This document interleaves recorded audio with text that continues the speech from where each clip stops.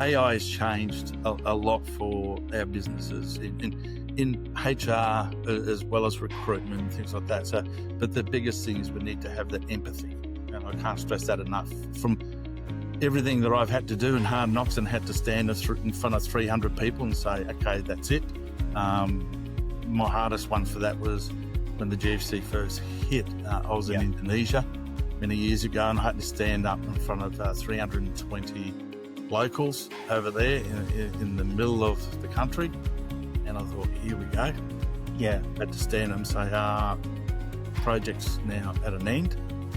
Sorry, we can't proceed. And they all said, yeah, we understand. It's the world. I went, wow, that was the easiest time I've had to put off 320 people ever.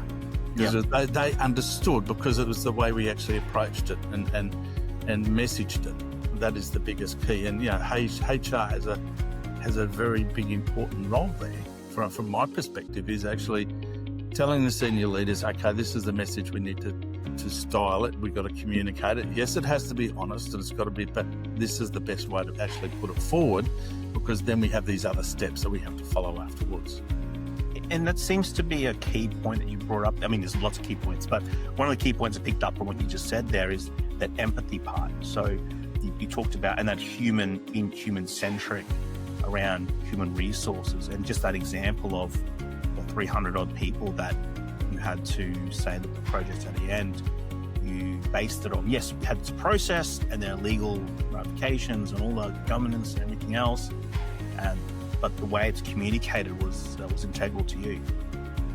Look, it is, because at the end of the day, you can stand up there and then they'll throw rocks at you or whatever, or else they'll understand. I mean, that was probably the most empowering experience I had when I was project manager at the same time, but I also had to do the HR bit.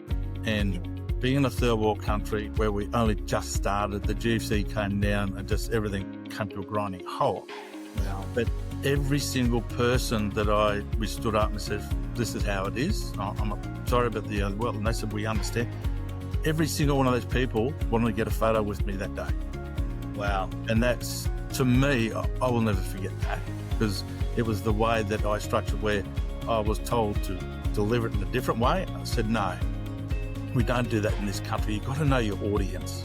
Yep. Okay, if you understand your audience, you can then tailor the message to that. So the message can always be the same, but it can be delivered in different ways.